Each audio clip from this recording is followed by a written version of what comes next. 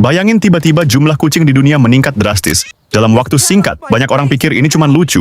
Lebih banyak kucing, lebih banyak hiburan, rumah jadi gemas, jalanan jadi penuh makhluk imut. Hari pertama, belum terasa. Kucing mulai terlihat lebih banyak dari biasanya. Hari ketujuh, populasi mulai tak terkendali. Suara mengeong di mana-mana. Makanan mulai cepat habis.